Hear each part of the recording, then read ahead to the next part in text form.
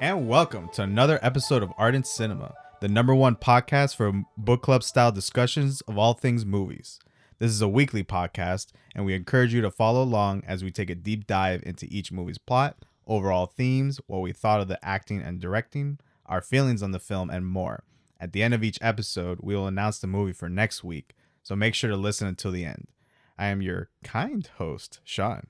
I'm Danny. Welcome to the show. Soy Alejandro de España, no hablo español. This week, we hope you watched along with us for Be Kind, Rewind, 2008. Rewound this tape all over and it's blank. Really? This video don't work. Yours looks like this. Show me how. Why is it doing that? Look! All the tapes are blank. It's the TV, Mike. You're magnetized. You erased these tapes. It's you. When you're walking down the street and you see a little ghost, what you gonna do about Ghostbusters? It's something strange. Stay where you are. I'm on my way. They got slime. That wasn't bad. What else y'all got?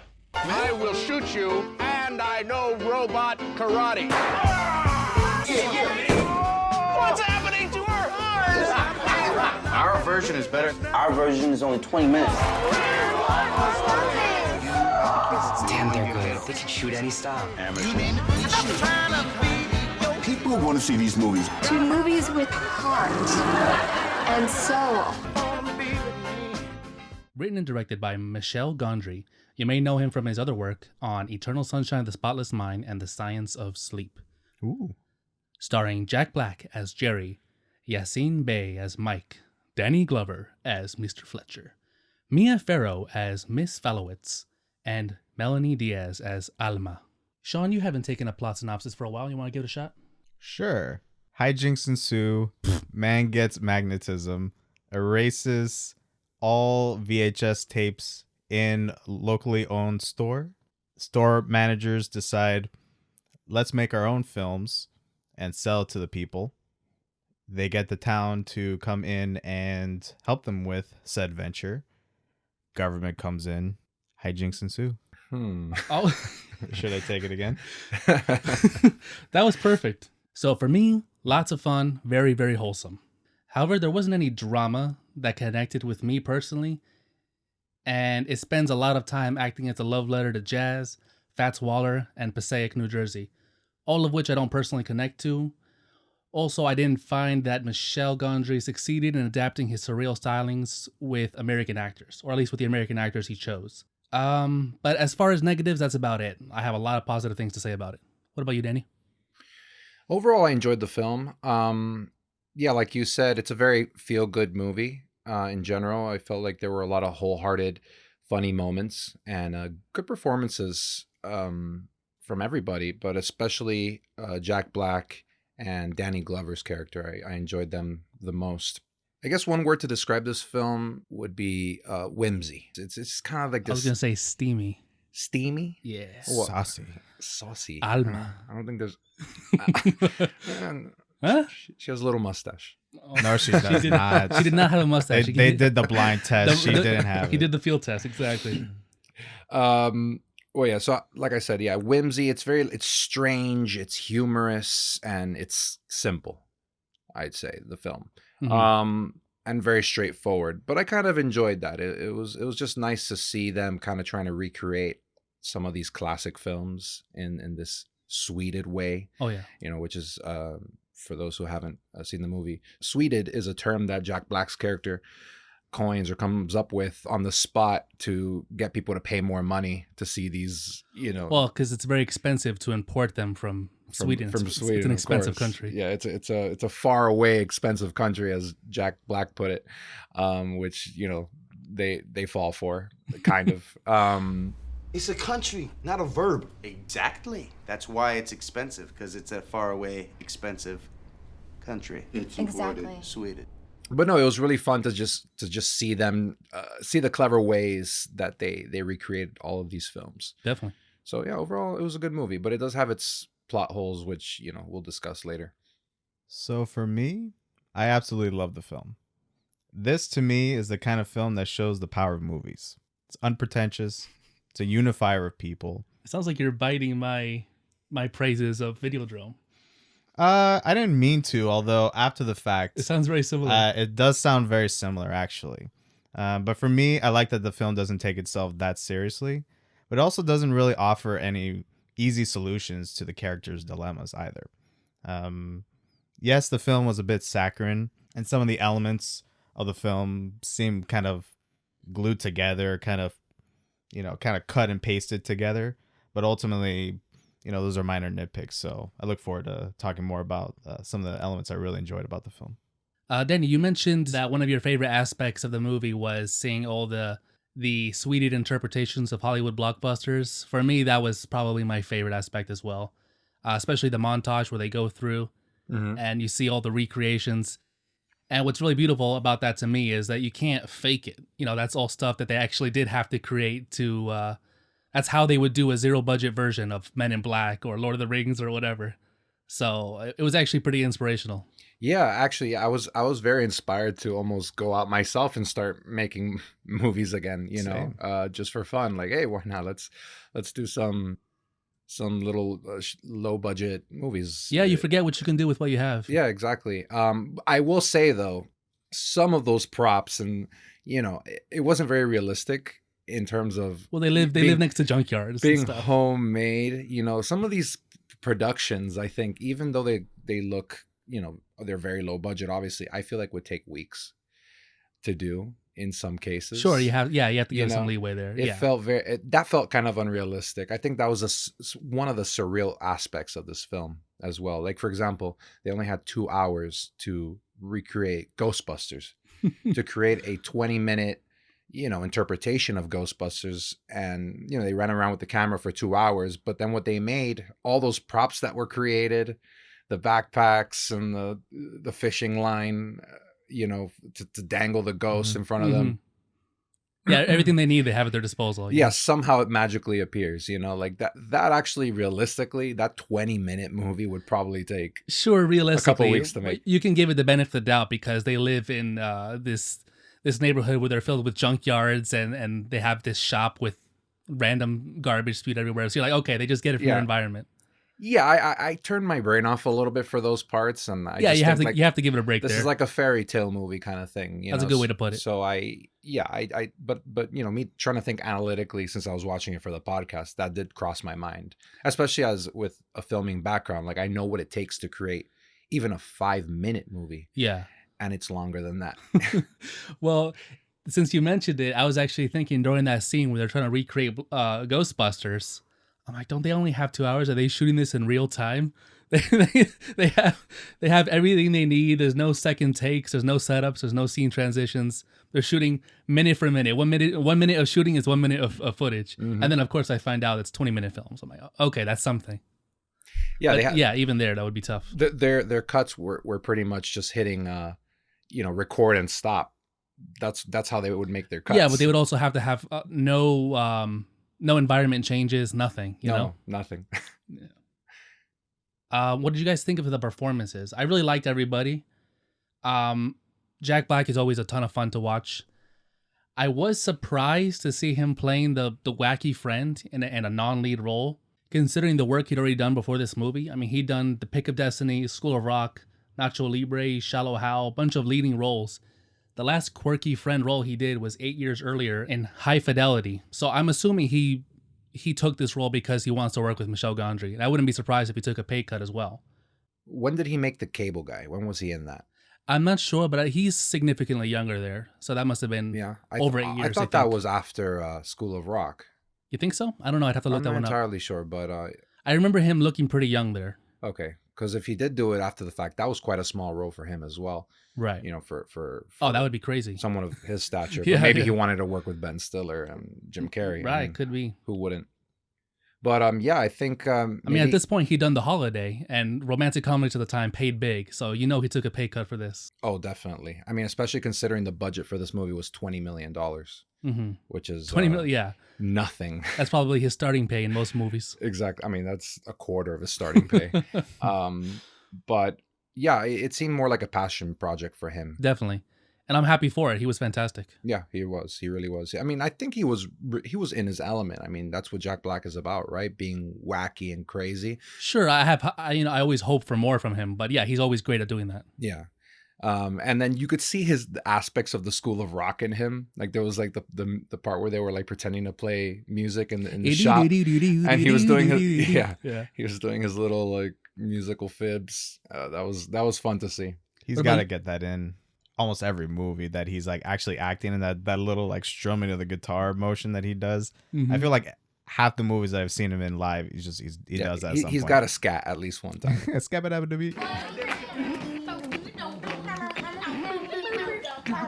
Stand up, face. Were there any standout performances for you, Sean? So I want to address a point before I get to that. Lest we forget, he does have top billing in this film. So I mean, while he is, the quirky best friend, he's probably the biggest star in this film in terms of like cachet at the time. Right. It's just the idea of him accepting that role is surprising. It's like Tom Cruise playing the ugly friend at this point, not quite so extreme, but you wouldn't expect it. Mm-hmm. Yeah, fair enough. Yeah, he's Coley, but he looks second to Mos Def. In terms of his role in the movie, yeah. That's how you say his name, right? Mos Def?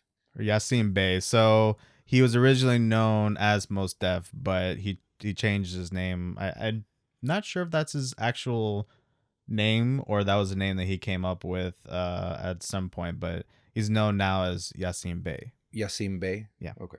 So yeah, he was second. He was still like co-lead second to Yasiin Bey, regardless of the amount of screen time. Maybe not in billing, but yeah, in terms of his role with the movie. In the movie, in the story. Yeah. Mm-hmm. To your question about what I thought the performances, I loved them all. I think everyone. Or who was your favorite? What was a standout for you? Probably Mike, actually, because he was really the emotional center of the film. For as much emotional center as there can be in a film like this, but I think he really anchored the film. It was interesting the way that he played Mike. I have a note here that I wonder if the direction from, the director was to play Mike a little autistic, because there were times that he seemed a little childlike. He seemed slow, yeah.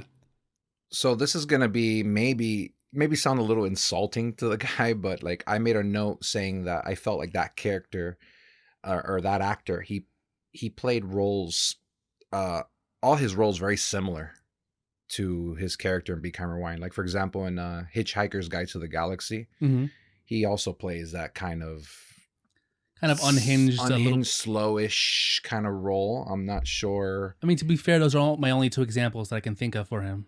He might have broader work. To me, he almost seems a bit childlike in his affectations. And I think that really helps center the viewer on this film, because we're coming at it almost from like, an innocent person's perspective. There are a lot of fairy tales and fantasy tales where you have, generally a younger protagonist. So, Oh, interesting. So they're almost an adult stand-in for a child that you can empathize with. Yeah, exactly. Yeah, and they're your lead-in into this world. Kind of like the Wizard of Oz strategy. Yeah, almost. Yeah. Yeah, that's interesting. That's probably the intention. Yeah. That's at least what I got from it. No, I agree. To me, he was the best part of the film. Jack Black was definitely, he's Jack Black and he's good in almost everything. Everyone else was a bit understated in terms of how they acted. I mean, there were definitely like some standouts in like the minor cast that I appreciated, but I think overall Mike, because of the qualities that the actor and the director really brought to that character, I think to me he was the best. Yeah, I completely agree, and I agree with what you said about Mos Def's character, that he had this sort of soft-hearted, childlike innocence to him, and Jack Black played like quite a contrasting role to him, which made it kind of a very interesting dynamic. Jack Black's character was more like he was erratic, he was unpredictable, he was very paranoid as well.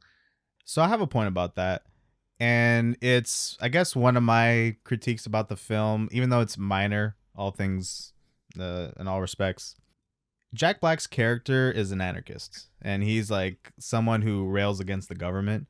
We see him in the beginning. He is protecting himself against like microwaves. It kind of gets phased out of his character, but yeah, it's there a lot in the beginning. It gets completely phased out of his character. The moment he gets electrocuted and he has the magnetism about it, that side of him pretty much drops from then on. He mentions it maybe once in the back half of the film when the government officials come in and, you know, seize all the films that they had made. But beyond that, like, that's pretty much just never mentioned again. I have a theory about that. I think it's because before he got electrocuted, he had nothing going for him in his life. Like, I feel like with just a lot of time and nothing to do, he just became this paranoid person living in a junkyard. But after getting electrocuted and then the tapes getting deleted, he has some purpose. He had a purpose. He had a mission. And that kind of took away from, you know, that kind of, it went away from his mind. You know, he became so busy with wanting to save the store, and then with his ego blowing up, him wanting to be a superstar actor. You know, he has that type of personality that he'll magnetize, no pun intended, to whatever's going on in the moment. Sure.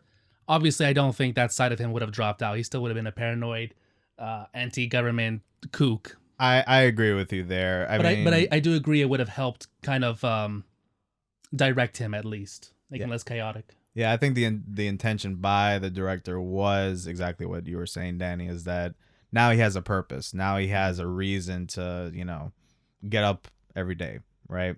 But again, yeah, that side of people doesn't go away that easily, at least in my experience. Well, maybe the electricity fixed his brain.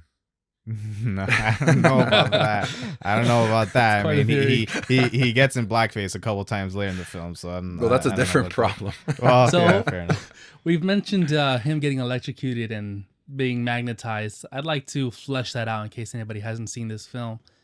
That is the inciting incident. Would one of you guys like to describe the inciting incident? How that all comes about? Because it's very interesting the way Michel Gondry went with this.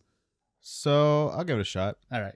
Jerry, Jack Black's character, wants to destroy the local transformers, or the electrical grid in town, because he feels like the government is sending out electromagnetic waves to the people and trying to condition them, control them.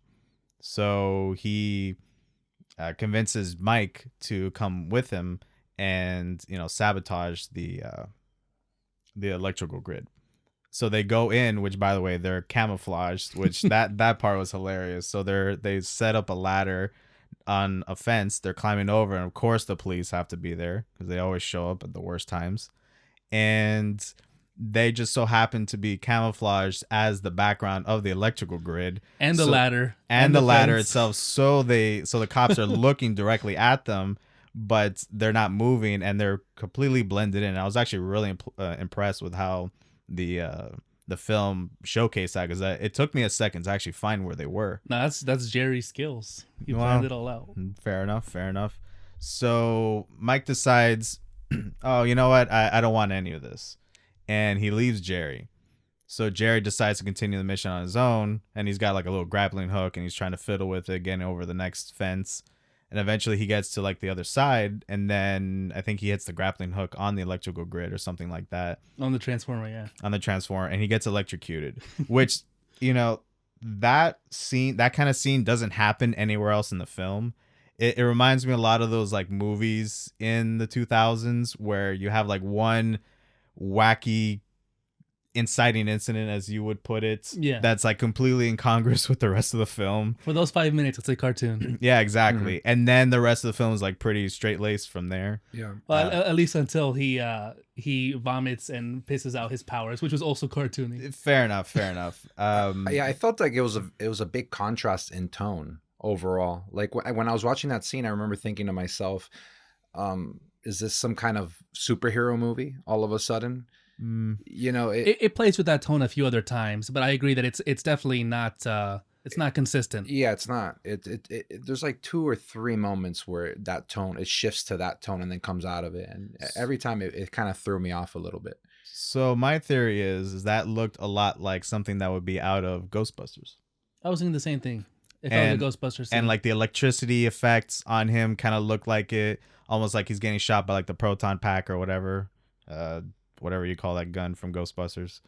and it really reminded me of that. And even like the magnetic urine later on kind of had like a slime quality to it that reminded me a bit of Ghostbusters. So I think, I mean, I don't know what the director's thinking, but I think the director thought put that in there as kind of a homage to some of these films that the movie is, you know, sweeting, so to speak.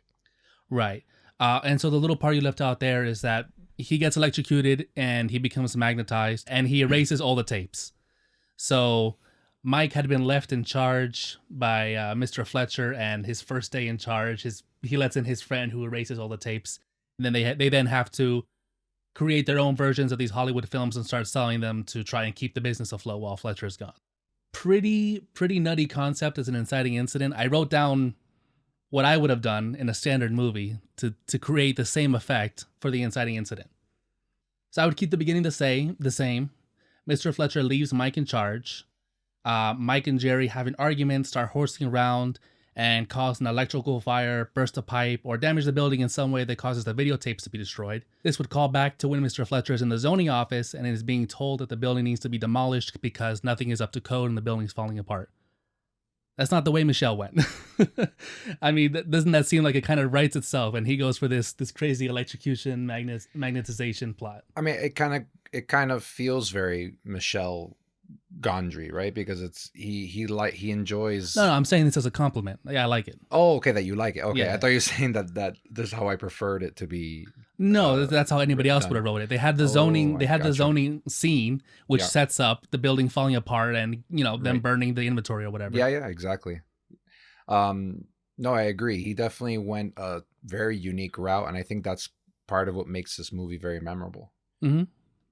Yeah, there are a lot of stylistic elements in this film that I really appreciated. I mean, just from like the seemingly like low budget look of all of like the VHSs, and I don't even just mean like the construction of the film sets. I mean like when we see the POV shot of the camcorder, it's very like of the times almost. Very nostalgic if you live through that period. Definitely nostalgic. You know, there is a bit of nostalgia that runs through this film, but I think it's used to a good effect here. Oh, absolutely. Yeah, I wrote a little note here about that. Sure. So yeah, like you were saying about nostalgia. So yeah, on a personal note for me, it was very nostalgic to see this movie. Not only because last time I watched it was almost 15 years ago, but also because of the setting. Seeing a movie set in a video rental store, you know, similar to Blockbuster, which was a big part of my, and I'm sure a lot of the other listeners, you know, lives and you guys as well. It truly brought out like that childhood experience again. It kind of made me long for the experience to be able to go into a movie rental shop and experience that with the community. Yeah, it was know? always a social experience. It got people out of the house. And actually, funnily enough, last time I watched this movie, I had rented it from Blockbuster. So, Really? Yeah. Nice. So I never would have thought 15 years later I'd be watching it on Amazon Prime and then discussing it with you guys. So I thought that was kind of cool. Yeah, like watching a movie on my dial-up. How am I going to do that? Doesn't make any sense. A little wholesome touch that gets passed over quickly, but I really enjoyed, was that one of the documents that they require for their members to become a member of the Sweded Club. Oh, I know where you're going with this. Is to have people's grades. Not And just any grades. their school grades. No, right. But I mean, not just C's or D's or F's, right? Right. If you have low scores, then they charge you a fee, an extra fee. So it's kind of like this An external incentive. A positive incentive to help raise the community's education. Yeah, it's external motivation to then hopefully incite internal motivation. We're gonna need your picture ID, your phone bill, your last 3 rent receipts, your grades, a letter from your mother if you're a minor. Seems like you have a lot of C's. I don't even think you really should pass. So we're gonna need a $20 supplement fee for averageness. Yeah, so even at that early stage when they're first doing the Sweded films, they have in mind to create this incentive for the youth of the community to better themselves and to improve their schoolwork, which I thought was a really nice touch and speaks well of the characters. I agree. Jumping off that point, there was a character in the beginning named Craig. He was like the Miss Followitz's nephew. Yeah. Who was bullying her for a time. And throughout the film, you slowly see him get a little bit softened through his interactions with Fletcher and the rest of the crew at the shop. You know, as he gets more involved in the films, he kind of becomes more personable, more affable. There's one part like towards the end where he is, they're talking with Miss Followitz and he's serving her tea, which you would never have expected, you know, from the beginning of the film. So there's a very humanistic element to this film where it's, to me, the film is not so much about movies and the power of movies so much as like how movies then unify everyone in town and how it makes them better in a way. And to me, that was a really wholesome aspect that really made me love this film even more, you know, on the umpteenth time that I've watched this film. So I've watched it many times at this point, and each time I become more impressed with it, especially as things in the world maybe aren't as getting as rosy in times. So having a little bit of a wholesome foundation in this film, I think, was very appreciated. Towards the beginning, Craig and his friends are talking, and don't they mention that they say to Alma, "You're lucky we don't hate girls," and then one of his friends says, "Except for Craig's aunt." Yeah, no, they are actively bullying Miss Followitz. Like Fletcher even goes, "Stop hitting your aunt." Really, he said that? Yeah, I didn't catch that line. Yeah. So I mean, he was just a rampant youth, so to speak, but he becomes much more mellow, much softer, much more emotional in some ways. You know, for the better, really. Actually, a little fun fact about the film: he insisted on using the inhabitants of Passaic, New Jersey, where the film was shot. No kidding. And is set as extras, and at some point as prominent actors throughout the film. And in that final scene, the Fats Waller movie, when they're playing I love that so much. Yeah, when they're playing it through the projector, they walk outside, they see a huge crowd. That's actually the real inhabitants of New Jersey, of Passaic, New Jersey. So I thought that was a beautiful little addition. Yeah, this film is very much high stakes, but also incredibly low stakes as well. Yeah. Which is very interesting. So again, it goes more towards that emotional side of things rather than the plot emphasis or moving forward in the film. Yeah. It's like I said in the beginning, it's a love letter to the city. It's a love letter to jazz. It's a love letter to Fats Waller. And actually in this scene where they're having the, not memorial, but a tribute to Fats Waller, and Fletcher goes to the train with some other jazz artists to pay tribute, and they stay up all night listening to his records and stuff. Michel Gondry actually got a lot of legends of jazz to come in that scene. All the other actors, the extras, are real life jazz legends. Right. And they had actually shot more scenes, which unfortunately they didn't use. But yeah, you can tell if it was very important for him to have the authenticity.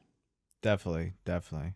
Related to the community aspect of the film, one thing I really appreciated was the fact that despite the boys' best efforts to, you know, essentially trick the community members that the films they were making were the actual real films. That's right. They'll never notice.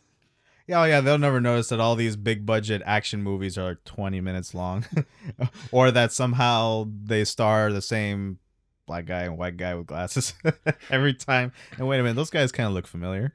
Yeah, that's the child aspect of those characters. Right, exactly. But what I really appreciated was almost immediately the town knew what was up. They're like, this is, we recognize some of the actors in this film. Yeah, and never once call them out, you know? It's no, great. quite the opposite.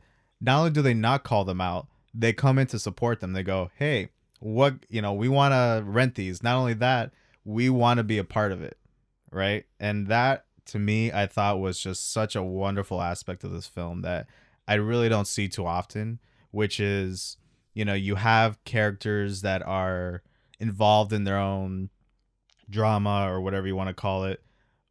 And not only do people see that, but they see it and they think, okay, how can I support that? You know, how can I, you know, engender this further for them and really for us? You know, like, I think this is a really great opportunity for the community who may or may not be very communal in some ways to become communal with one another. And that's something that I really appreciated that I don't see a lot in films, especially nowadays.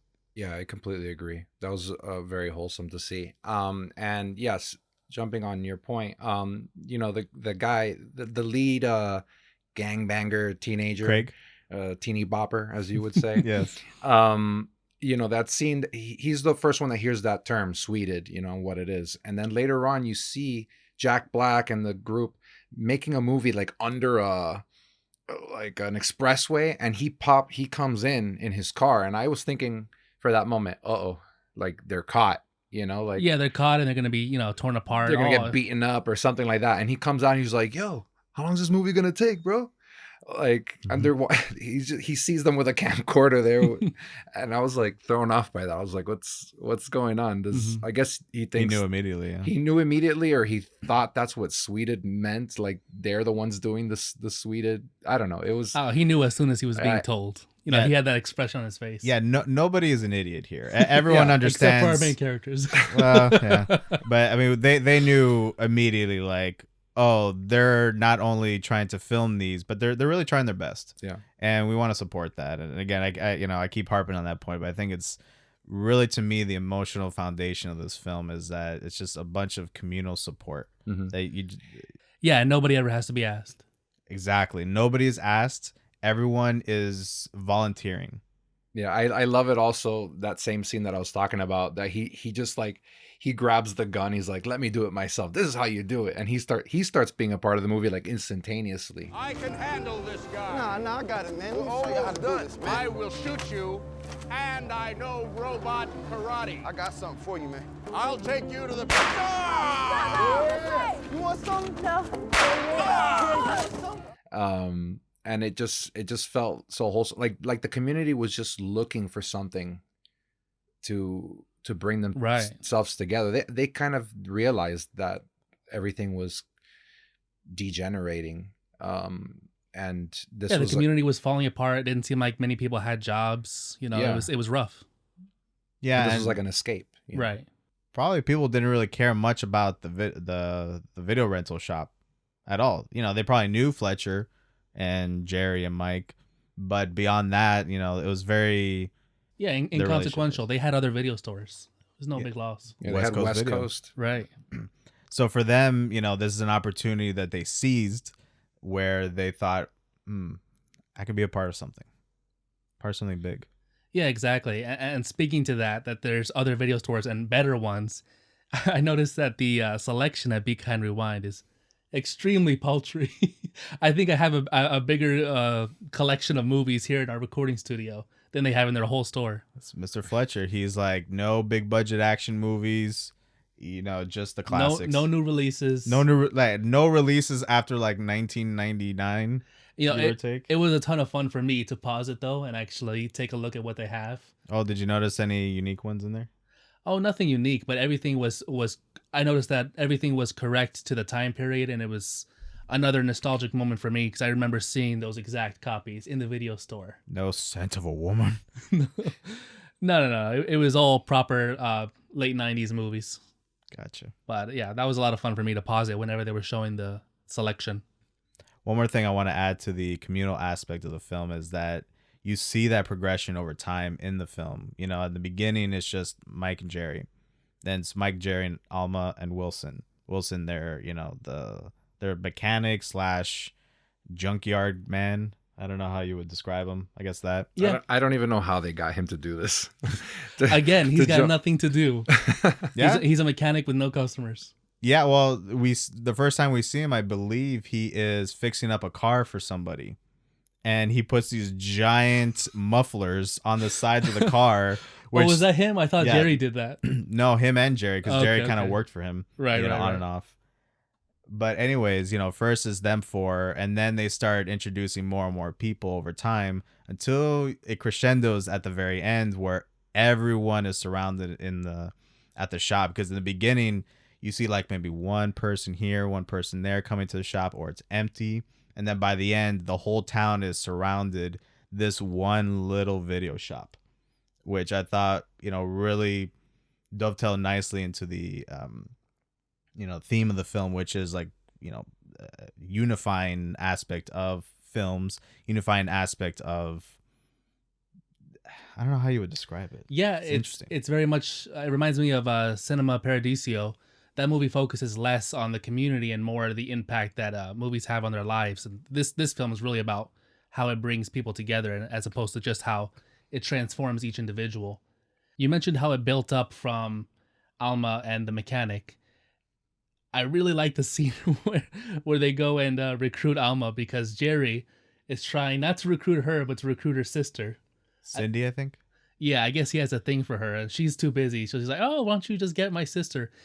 And Alma comes out, and he turns away like, she's terrible. So Mike's pretty much, you want to kiss her, or you want to kiss the mechanic? What's it gonna be? I'm surprised that he was not attracted to her. That was such a funny detail. Which, did it seem to you guys like that was a subplot that was cut out? A love interest between Jerry and Alma? No, Cindy, yeah. Oh, That seemed like they were gonna give Jerry a love interest because Alma was Mike's love interest. you know, I took that as a brief interaction that the director put in to give shared history between those characters, so as a reason to have Mike and Jerry go to the laundromat to then get Alma into the story, right? To bring Alma into the story. I feel like it was way too short between Cindy and Jerry. Well, I'm saying, yeah, it was too short. I felt like it was building. She was gonna come back into the story later on. I didn't really feel that. I also didn't really feel too much the romance between Alma and Mike until like the mustache. So no, it's not focused on, but it's definitely so there. they actually bring it up in that one scene. One scene, but before that, I didn't really feel any real interaction. Right? It was Alma and Jerry doing most of the scenes together too. Yeah, and which he complains about. And interacting the most. So I just didn't really. I felt like it was a little forced. That scene. Well, you know what? Actually, I have a little bit of a different take, because I appreciated the non-romantic aspect of the film, that she was seen more as a partner. Even when jokingly she starts giving her ideas about how to raise the money for the film and reduce the recording time of all the films to bring more people in and all that so they can make more money. Mike and Jerry pretty much say verbatim her ideas. But the joke there being, she's an equal partner in all this. She's as important to this production as Mike and Jerry are, even though they were the founders of it, so to speak. Why is it always about you guys? What about me? What about Alma?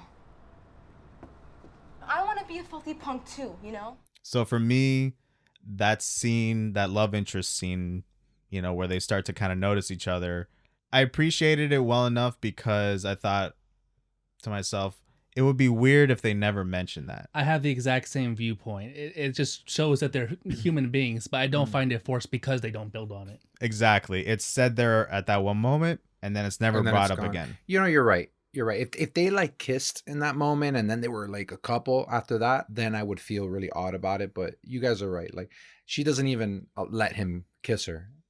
Right. She was like, "You tried to kiss me," and he's like, "Well, why not? Why not?" Yeah. I think for them, I can see them getting together at some point down the road. I think that is a blossoming of a relationship beyond just friendship there, for sure. That's true.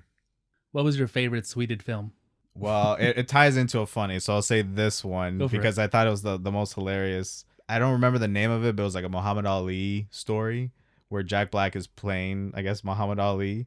And it ties into a moment where he's in a plane, and this movie is very much of the time, because I don't know if they could say this now, at least with Jack Black saying this, but I thought it was hilarious.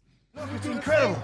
The pilots are black, I'm black, the whole plane is black, and we're not crashing. Oh. That was a funny I was line. like, wow. Because that was the funniest one, I thought, to me, that was my favorite. I mean, it was either that or there were just so many. I guess the Rush Hour 2, because I personally really was great. I personally love those movies. So to me, to see like Jack Black trying to play Jackie Chan, it's like, oh my god. Don't worry, Connor. Chinese bamboo, very strong. Yeah, when he's holding on and he starts was the bending best. it, and he's just, oh my goodness, that was great. So it was between those two. What about you, Dano? Yeah, Rush Hour for me was awesome, especially because I grew up watching every Jackie Chan movie ever, so getting to see that was really fun. Yeah, Jack Black's impersonation was great there, and another one would be the 2001: Space Odyssey. I thought that was fun. They did a lot of clever things with it. You know, the part where he's he's exercising and they have the camera through the little looking through the little tube, and they're rotating it to make it look like he's in space in zero gravity. Yeah. Hey, it's me, Hal. I'm afraid I can't open the pod doors, Dave.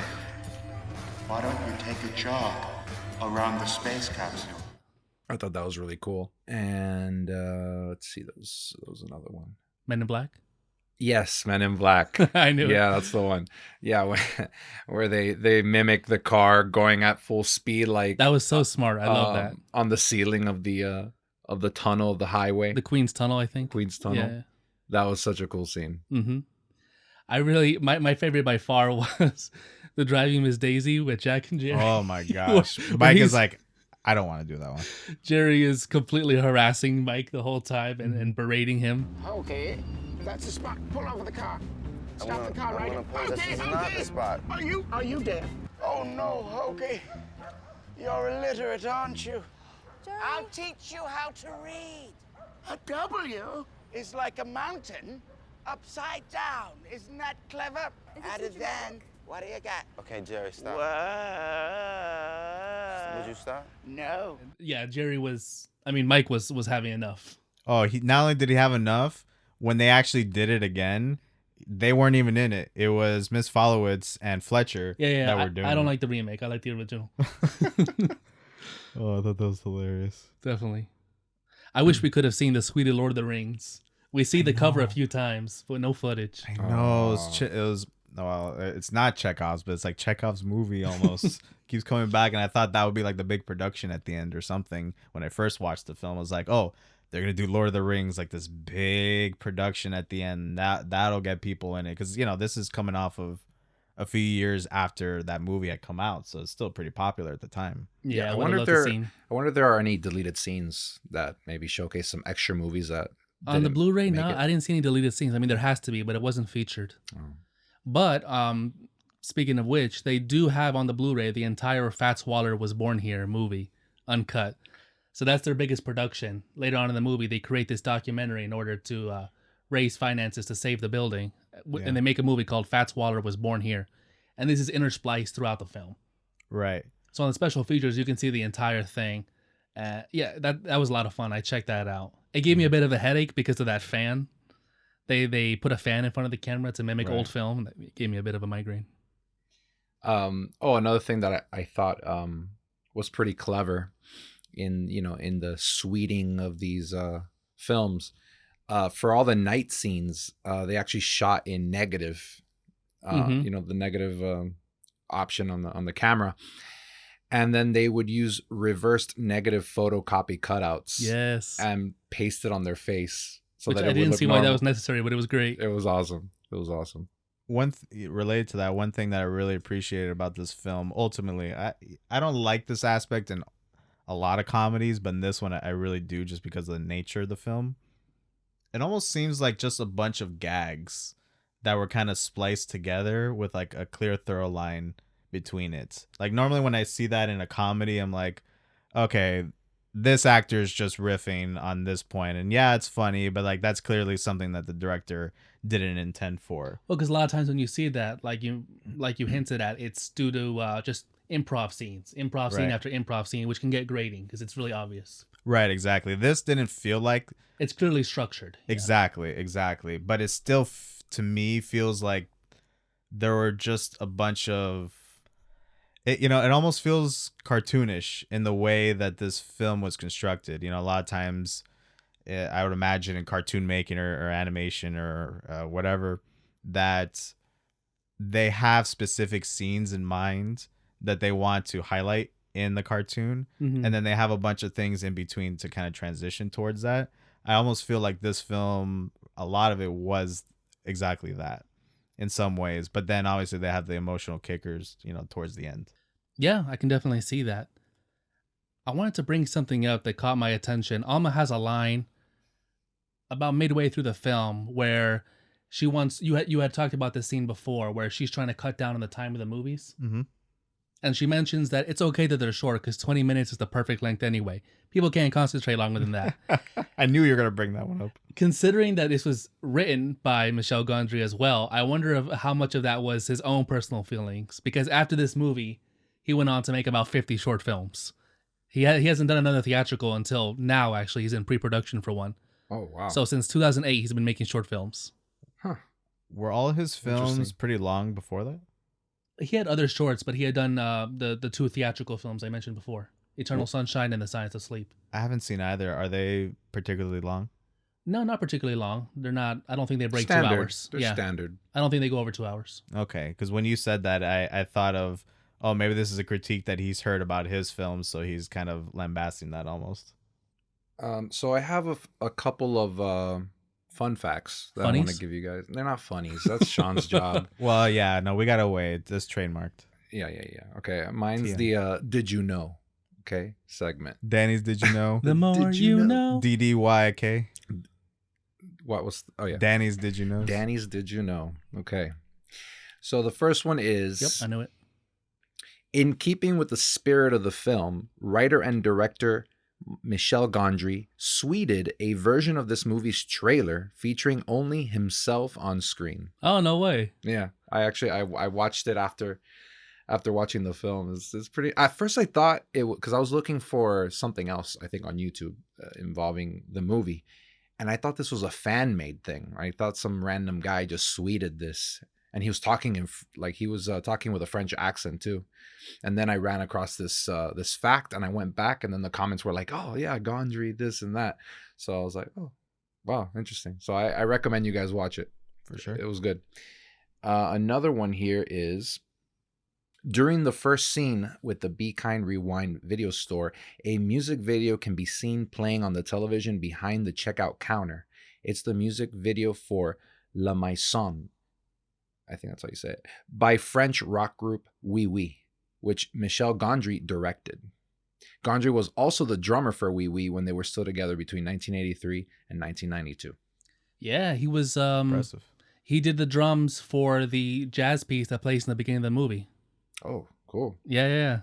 He's a big time Learning- musician. I did not know Learning so that. much. Can I talk about a funny? No, No, we're done with that. hit us. Yes. So I have many, so I won't go through my exhaustive list. I think I have at least 12 that I noted, but there are Like many every more. scene, hilarious. No. Come on now. Speaking of Alma from earlier, when they first hire her as they are exiting the laundromat, her Cindy, Her Cindy. I'll say her sister. We're gonna keep that. Keeping it. As they're exiting the laundromat, her sister Cindy yells at her, "Keep your tongue in your mouth." Oh, did she? Yeah. Which, I don't know what the implication is there. Is if they do tongue, then don't reciprocate, or you always do tongue, so don't do it. Another one is whenever they would say "what the F," instead of saying that, they would say "what the duck" every time, just I don't remember to that. get I didn't around notice that any either. cursing. They only do it a few times in the film, but Mike predominantly does it. He says "what the duck." I got a funny. Sure. Jerry cures himself of his magnetism by downing an entire bottle of aspirin, followed by pissing and puking in the street. Well, it was a bucket of water and salt. Right after the bottle of aspirin. Right. That seems to do the trick. And he also leaves behind a comically large stream of magnetic fluid. I made a note of that. Not so much the magnetism of it, but more so the fact that there was just so much urine. Like a comically large amount of urine, as if he hadn't urinated since he had gotten magnetized days earlier. Yeah, that might have been the second most cartoonish scene in the movie. After that, it kind of settles down. Although before that, you do see Jerry walking past the frame of the movie, and it causes it to distort. I like that touch. Definitely. The second time that Jerry dons blackface, and immediately the music stops, Everyone stops talking. Mind you, this is I would say, predominantly black neighborhood. So everyone just kind of looks at him like, what are you doing? And Fletcher has to take him outside. And as he does, someone goes, man, that boy about to get his ass whooped. Oh, that was great. Yeah, he comes out in blackface and starts doing a little song with an accent. I'm like, oh my God. Yeah, I'm like, oh no. And his reasoning for being fat Waller, he's like, he was fat. I'm fat. I'm fat. What's the problem? It's perfect. Ain't misbehaving, saving all my loving for you. Let's have a conversation about this. No, just a brief conversation. He's not even fat. I don't even think he... Yeah. I'm like, you're lucky you're around friends in that neighborhood right now. Yeah, the wholesomeness of the film really saved his life there, because otherwise, that could have ended badly for him. So now that we're done with our funnies, let me throw in a sad. It was tragic for me that Fletcher's strategy for creating a successful business is to emulate the popular video stores, and in doing so creates the corporate model that caused, that was part of the cause of video stores going under, being unable to compete with streaming and in-mail rentals. Tiny selection, slow turnover, corporate homogenization, staff that aren't film buffs. So once you remove all that, you're left with the only value being that it's the only video store in your area. So as soon as streaming and mail rentals come through, then there's no reason to stick with them. Yeah, only major blockbusters now.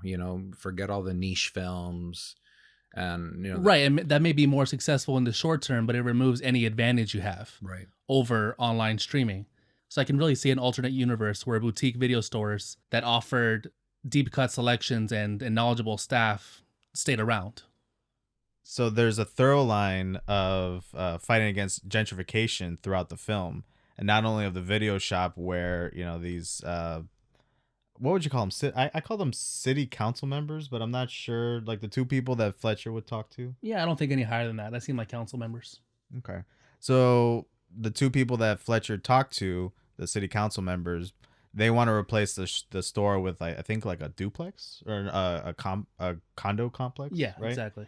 Yeah, which is just more housing. And we see that a lot in current times nowadays where, all of these older shops in these shopping malls are being torn down for, building of, apartment complexes now. Like that's the rage, now in 2022, as much as it was back in, 2007. Mm-hmm. So for me, it's very interesting because you have that, but then you have that coupled with the gentrification of entertainment almost, where it's becoming, as Alejandro put it, like more homogenized, more for everybody, so to speak, but only those who could really afford it. You think about the rentals at the shop, they were $1. I can't imagine how much they would be at West Coast Video at the time, probably $2, $3, $4, maybe more, because they're DVD, right? They're of a quote unquote higher quality. So yeah, but with a wall of maybe one or two movie selections, right? And one negative aspect of gentrification is you lose a lot of the culture. You lose a lot of what makes that area unique to placate to a more broader audience or a broader public as a result. And a lot of times the unfortunate aspect of that is only those with means can actually come in and benefit from that, which I think was I don't know if the film was directly trying to talk against that, but I could see an aspect of that where, because of the communal aspect of coming in to support the video shop, they're trying to save their culture, trying to save like this one aspect of the town that makes them unique against these like city council members that are trying to, in this case, bulldoze the whole shop for these apartments. One last thing I had to say was about the studio representatives, which we haven't really talked about. The government officials, as I called them earlier, because weren't they from the government? No, so there's the government people trying to tear down the building, and then there's the studio representatives who come and destroy their inventory. I think we're talking about the same people. No, they're different people. Know what I'm talking about, right? Yeah, it's the representatives of Hollywood. Sigourney Weaver, the license holders. Yeah, those were not from the government. Okay, yeah. So I misunderstood. I thought they were from the government. Okay. Yeah, so the studio representatives, they're by far the biggest villains in the movie, more than the government representatives, who are honestly trying to do their best, and they feel like they're in the right in terms of helping the community. These guys come in there, and what makes them villains in my eyes is not that they're trying to uphold license rights. It's the swiftness of action against people without the means or know-how to dispute their claims. They come in there and destroy their inventory within a single afternoon without ever giving them anybody a chance to research or contact a lawyer or fight their case in any way. Yeah, they just went in there. They threw a bunch of like lawyer jargon at them, said that they pretty much owed like $3 billion in damages, which was obviously trying to scare them. Exactly. into folding. 200 titles times 250,000 maximum in damages, which adds up to $3.15 billion in fines, which would need to be paid back to the studios. I'll write you a check. And/or 63,000 years in prison. And then they just started right there to grab all the VHSs. Yeah, I personally don't think they would have had any chance at winning against this in court, because I believe all the Sweded films fall under parody law, at least as far as I know. They probably would have had to alter the titles and copy the footage onto blank tapes, because those were studio tapes, but they had no precedent to destroy all their inventory and take their money. But because these people didn't know any better or didn't have the means to contact a lawyer, they get rolled over. So those are the true villains in the story. The most insidious part about that to me, yes, that was bad for sure. The more insidious part to me was those two studio representatives were trying to engender themselves to the group at one point, saying it's just my job, like, hey, I have a kid too, I have a family, right? And they're trying to almost justify it to make it sink in better for them. And to me, I really don't appreciate when it was so false. Exactly. Like I never really appreciate when someone, is not doing right by you and tries to justify it through something as token as like, I have a family. Fletcher even goes, I don't have a family. What does a family have to do with this? Exactly. And that to me, I think, is the director's repudiation of that line of thinking when it comes to that. So I really appreciate that aspect. But yeah, to me, I was very angry at those representatives, because when they're steamrolling the films, Sigourney Weaver, one of the representatives, goes, do it one more time. Yeah, the smugness of it. Yeah, you missed one. Do it again. And not only that, but they did it in front of the store. Not even at a offsite or anything. It was a public execution. They actually just put them all in front of the store and just had a run over, which, by the way, hilarious that they can get a steamroller there within like an hour. Oh, they came with it, probably. They rode on it. They rode on one too there. Yeah, it was definitely to set an example, which I think they even mentioned at one point. Oh, the studios are going under and it's because of you bootleggers. Like, they didn't care about this specific case or the details of it. They wanted to make a public show of it. And of course, it's ridiculous. The collapse of the studio system has nothing to do with inner city people making copies of movies. Yeah, they're trying to blame them. I'm like, it's incredibly scummy on many levels. I'm going to give it a 7.5 out of 10.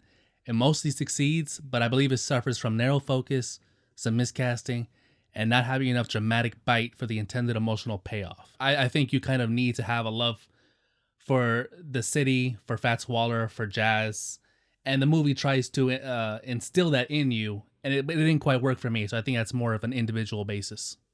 Yeah, I'm going to give it a 7. I agree with a lot of the points you made. Also, yeah, I actually like jazz, and I still couldn't really get around the whole Fats Waller craze that was going on in the movie. Somehow it doesn't translate it onto the viewer. Yeah, I'm sure it does for some people, but I guess for you and me. Yeah, I didn't feel inspired by it or anything. Like, I didn't really want to go out and look at Fats Waller music after this.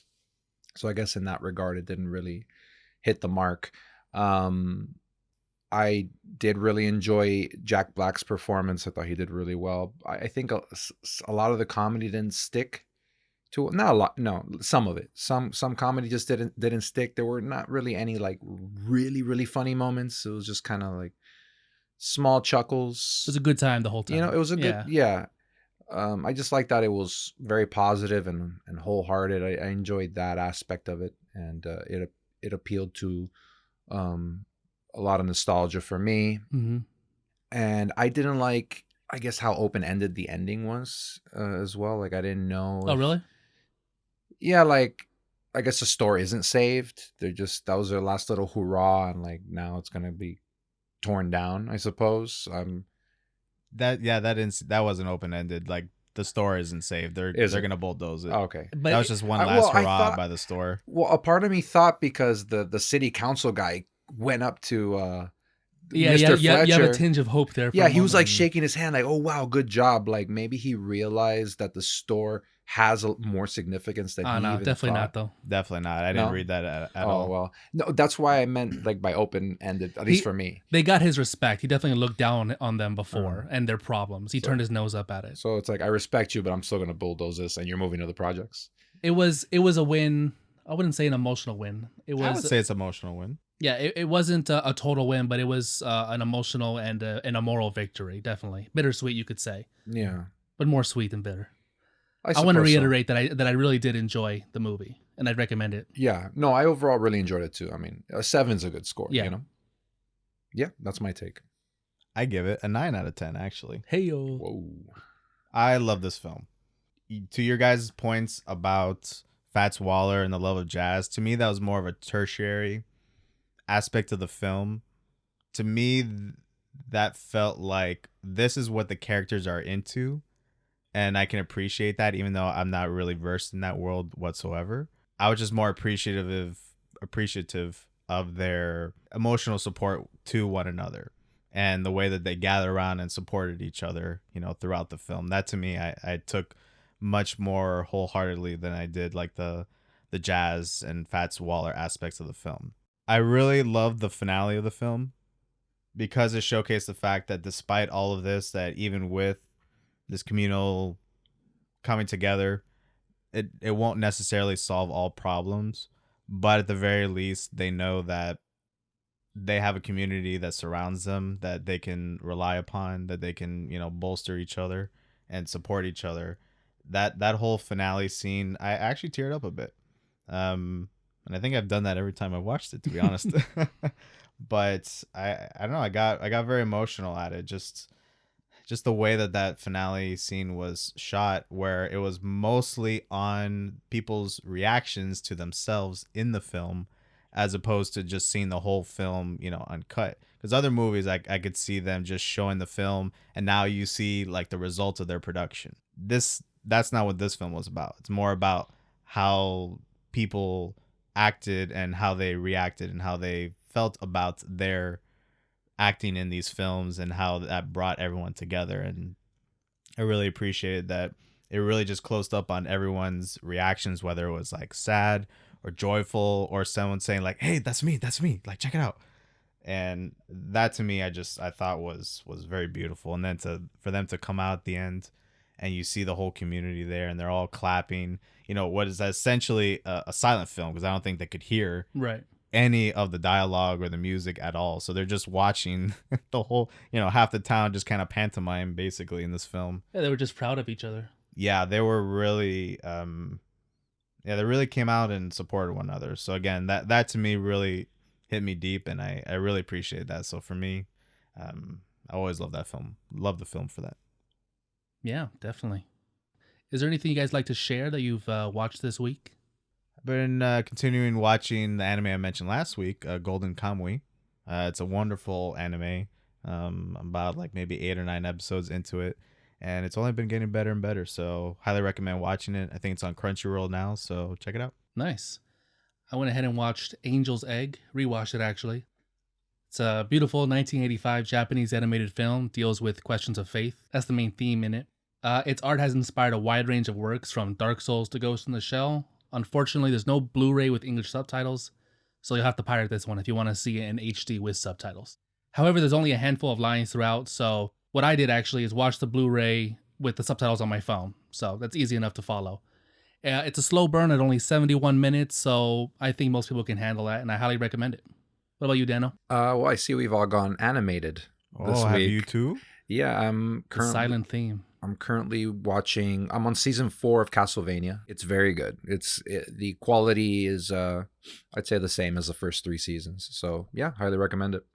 All right, guys. So our next movie for next week is going to be Planes, Trains, and Automobiles. It is a 1987 film directed by John Hughes. You can see it on Paramount Plus with subscription, or you can rent it on Amazon Prime. So be sure to watch that before next week so you can join in the conversation with us.